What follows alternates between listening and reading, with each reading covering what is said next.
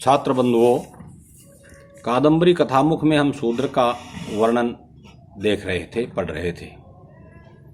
शूद्र कैसे थे उसके बारे में आगे लिखता है कवि। यस्य च परलोकाद भयम अभूत, अंतःपुरिका कुंतलेषु भंगः अभूत, नूपुरेषु मुखरता अभूत, विवाहेषु करग्रहणम अभूत, अनवरत मखाग्निधूमेन अश्रुपातः अभूत, तुरंगेषु कषाभिघातः अभूत, मकरध्वजे चापध्वनिरभूत। ये 7 विशेषताएं बताई हैं। 7 छोटे छोटे वाक्य बन गए, मिलकर के मिश्र वाक्य बन गया। यहाँ आगे कहेंगे, इसमें इसका अर्थ ये है, यस्य अभूत, जिसको था, जिसके पास था, जिसके यहाँ था, क्या था। पहला वाक्य है परलोकाद भयम अभूत। राज्य है भयम आसीत किंतु केवलम परलोकात, लोकांतरात, अगले लोक से डरता था राजा, और उसके यहाँ कोई भय नहीं था। शत्रु हो भयम नासीत, उसे किसी शत्रु का भय था ही नहीं, क्योंकि समस्त शत्रुओं को पहले ही पराभूत कर चुके हैं, समाप्त कर चुके हैं, पहले आ चुका है ये। तो यहाँ भय की स्थिति एक जगह बताई है और बाकी जगह नहीं बताई। दूसरी बात है अंतःपुरिका, अंतःपुरिकाणाम। अंतःपुरिका कौन होती है? पहला शब्द है अंतःपुर। अंतःपुर कहते हैं राजा की रानियां जहां रहती हैं उस स्थल का नाम, उस निवास स्थान का नाम होता है रनिवास, रानियों का निवास, रनिवास। और उसी का संस्कृत नाम है शुद्धांत है, उसका ही दूसरा नाम है अंतःपुरम। तो अंतःपुर शब्द से तत्र भव अर्थ में अतः इन्हीं ठनव सूत्र से ठन प्रत्यय लगा करके अंतःपुरिका बन गया। अंतःपुरिका मतलब अंतःपुर में रहने वाली रानियां और उनके केसों में, उनके मूर्धजों में, उनके माथे पर उगे वाले, जो सिर पर उगने वाले बाल, उनको मूर्धज कहते हैं, केश कहते हैं। तो उनके केशों में कुटिलता थी, भंग था। भंग मन टेढ़ापन। भंग के 2 अर्थ होते हैं, एक तो टेढ़ापन हो गया, तरंग को भी भंग कहते हैं, लेकिन पराजय को भी भंग कहते हैं। तो इसलिए अब भंग कहाँ था? केवल अंतःपुरिका कुंतलेषु। कुंतल मानी केश। अन्यस्मात् कस्माद् अपि पदार्थात्, गलत हो गया कुछ, अंतःपुरिका कुंतलेषु भंग आसीत, अन्यथा उसके यहाँ भंग मानी पराजय नहीं था, किसी से उसे पराजय नहीं मिला कभी भी। तीसरी चीज है नूपुरेषु मुखरता आसीत राज्ञ शूद्रकस्य। अभूत मानी आसीत, क्या थी? मुखरता मानी बहुत बोलना, चंचल होना, चंचलता, वाचालता। वाचालता को अच्छा नहीं माना गया है। जो व्यक्ति वाचाल होता है, जो वावदूक होता है, वाचाल होता है, उसको कहते हैं वाचालो लभते नासम। आपने वो कछुए और बगुलों वाली कहानी सुनी हुई है। तो 2 बगुले एक कछुए को, एक लकड़ी को पकड़ करके अपने मुख में, चोंच में, और कछुए को लटका के एक तालाब से दूसरे तालाब ले जा रहे थे, और बीच में कछुआ बोल पड़ा तो मुंह से उसके डंडी छूट के नीचे गिर गया। तो वाचालता जो होती है वो अच्छी चीज नहीं है, ज्यादा बोलना अच्छी चीज नहीं होती है। तो इसलिए ये जो दुर्गुण है वाचालता, इसको कहा नूपुरेषु अभूत। राजा के यहाँ रनिवास में नूपुरों में वाचालता थी, और कोई व्यक्ति उसके यहाँ वाचाल नहीं था। नूपुर किसे कहते हैं? पैर में पहनने वाली पायजेब आदि होती है ना, पायजेब आदि जो अलंकरण होते हैं, उसको पैजनी भी बोलते हैं, पायजेब भी बोलते हैं। इसी तरह और भी कोई नाम बोलते होंगे।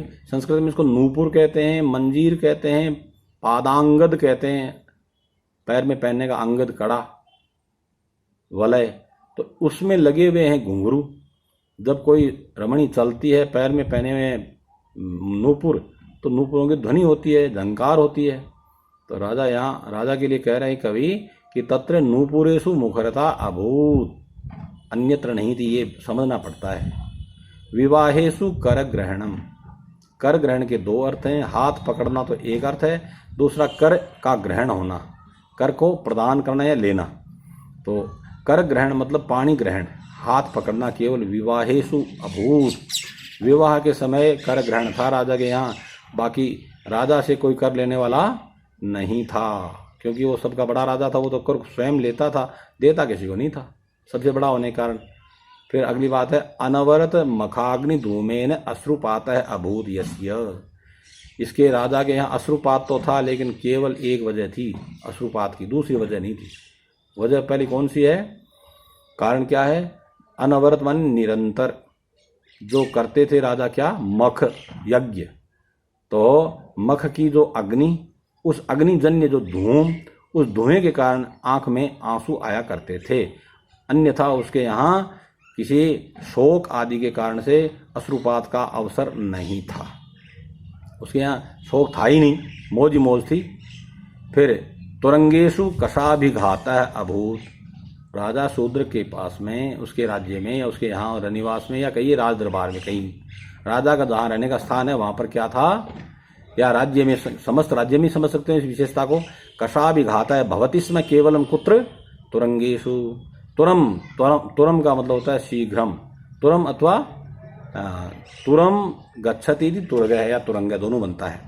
तो तुरंगेशु कषाभिघातः भवति स्म अभूत, राजा के यहाँ केवल घोड़ों को चाबुक से हाँका जाता था। कषा कहते हैं चमड़े का बना हुआ रस्सा, चमड़े की बनी हुई रस्सी से घोड़ों को हाँकते हैं, उसका नाम है कषा। और हाँकने या पीटने को कहते हैं अभिघात, चोट मारना अभिघात कहलाता है।